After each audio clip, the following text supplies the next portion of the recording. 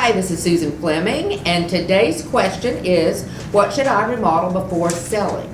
So there's a lot of options to that question, so again, it depends. First of all, I would say assess your home. Take a walk through your home, check it out as is. See how it compares to other houses in the neighborhood.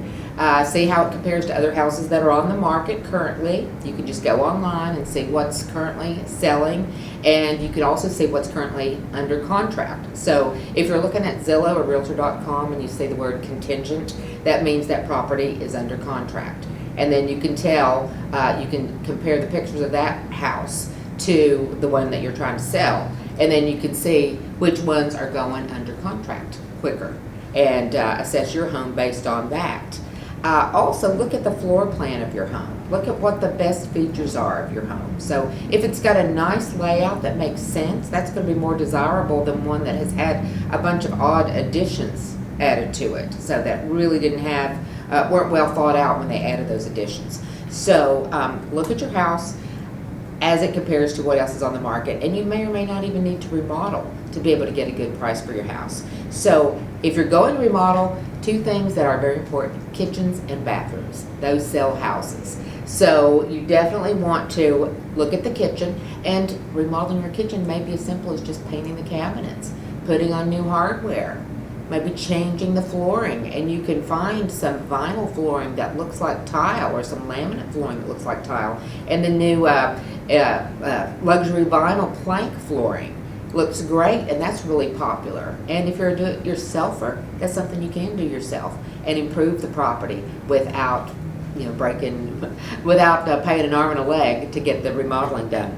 So kitchens and baths are key, but before you spend a lot of money on it, look at what you've got already in your kitchen. If you've got some decent cabinets, do consider just painting them. Put on a new countertop, new sink, new faucet. So those can really dress it up without costing a lot. And your bathroom the same way. Sometimes you can get a tub reglazed. If you've got a house that has like a lilac tub, I've sold those where they've got great bones, but they've got lilac tile or the blue tile, green tub. You can get those reglazed. In my area, there's a company called Diamond Restorations that reglazed a tub for me one time. Cost about $400, much cheaper than tearing the tub out, buying a new one with a new surround, and paying somebody to install it. So probably saved me $1,500 just having them to reglaze that. So that's something to keep in mind. Kitchen and bathroom models don't have to break the bank. So let's see. You also have to do the flip right. You have to do the remodel right. So, for example, I had a house that, well, it was a friend of mine who was kind of a new flipper, and so I sold him this house that had great bones in a nice little neighborhood. I even gave him the plan to do the kitchen and some other ideas for improving the house that I would have done, and I know they would have increased the value. Well, he didn't listen to me. And I know when you're doing your first flip, you want to do it your own way.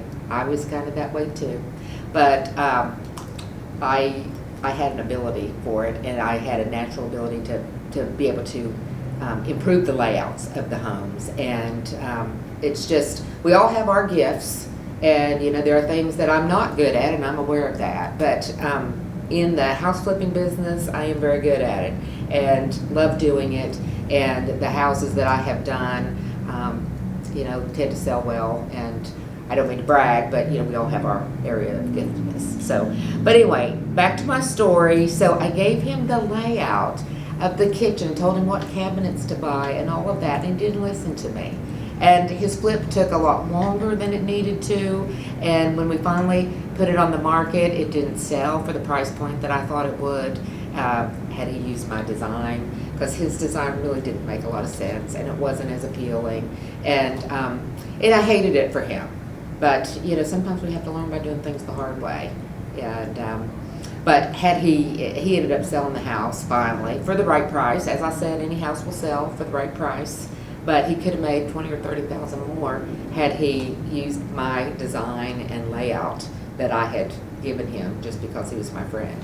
So anyway, people that work with me, I do give them a little extra like that just because I love it. I love redesigning houses. I can't help it when I'm showing a house. I walk in and I can't, if it's an older house that's updated, I tend to start just throwing out ideas about, yeah, we could do this, we could move that wall, we could rearrange the kitchen and make it more efficient. So, you know, if ever I'm showing somebody a house, I can't help myself.